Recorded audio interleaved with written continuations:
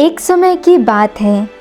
एक बड़े से गांव के बाहर एक बौद्ध भिक्षु अपनी कुटिया बनाकर रहा करते थे। बौद्ध भिक्षु बहुत ही बड़े ध्यानी और बुद्धिमान व्यक्ति थे। हर रोज़ जब वो उस गांव में भिक्षा मांगने जाते तो अक्सर कोई न कोई उनसे अपनी समस्या का समाधान पूछता और बौद्ध भिक्षु भी बहुत ही आसानी और बुद्धिमानी के साथ लोगों को उनकी समस्या का समाधान सुझा देते। ऐसे ही एक दिन भिक्षा मांगते हुए वे उस गांव के सबसे अमीर व्यक्ति के घर पहुंच गए। उस अमीर व्यक्ति के घर में एक बहुत ही बड़ी समस्या थी और वह समस्या यह थी कि अक्सर उसके घर के लोग आपस में झगड़ते रहते थे। घर में शांति और आपसी भाईचारे की कमी थी। इस बात को लेकर वह अमीर व्यक्ति बहुत ही परेशान रहता था। अमीर व्यक्ति ने बौद्ध भिक्षु की बुद्धिमानी और समस्याओं को सुलझाने की उनकी काबिलियत के बारे में सुन रखा था।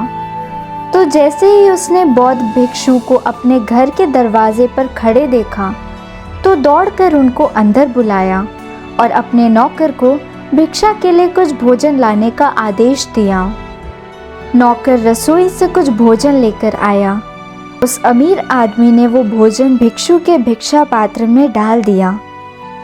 बौद्ध भिक्षु उस अमीर आदमी का धन्यवाद कर वहीं से जाने लगे तो उस अमीर व्यक्ति ने उन्हें रोकते हुए कहा, महात्मन, मैं आपसे एक प्रश्न पूछना चाहता हूँ।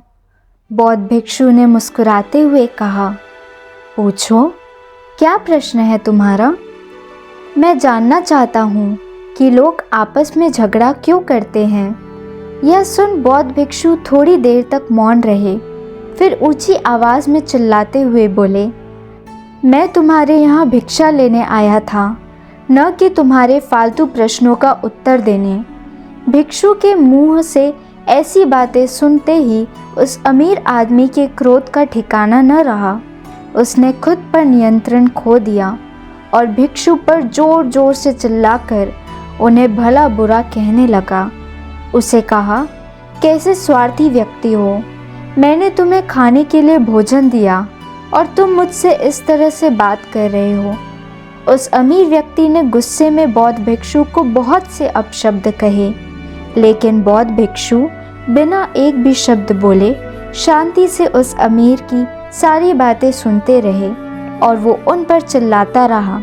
लेकिन थोड़ी देर बाद जब वह व्यक्ति शांत हुआ तो बौद्ध भिक्षु ने मुस्कुराते हुए कहा, मेरे दोस्त, जैसे ही मैंने तुम्हारे साथ बुरा बर्ताव किया तुम्हें क्रोध आ गया और क्रोध में तुमने मुझ पर चिल्लाना शुरू कर दिया, और अगर उसी समय मैं भी तुम पर क्रोधित होकर चिल्लाना शुरू कर देता तो हमारे बीच बहुत ही भयंकर लड़ाई हो सकती थी।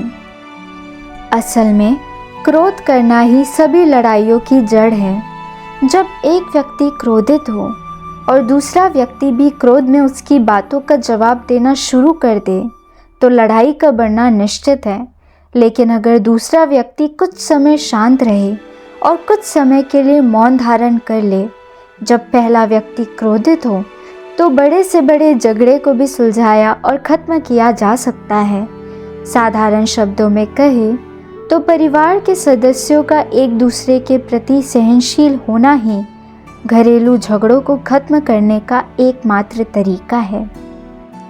तो दोस्तों, इस कहानी की सीख यही है कि चाहे घर हो, दोस्तों के साथ या काम की जगह, हमें खुद को स्थिर और शांत रखना चाहिए। और अगर कोई भी हम पर गुस्सा भी होता है तो जहाँ तक संभव हो सके हमें शांति से ही उसका उत्तर देना चाहिए, क्योंकि जैसे ही हम अपनी शांति खोते हैं और सामने वाले पर क्रोधित होते हैं तो छोटी से छोटी बात भी बड़ी बन सकती है और हमारा बड़ा नुकसान कर सकती है।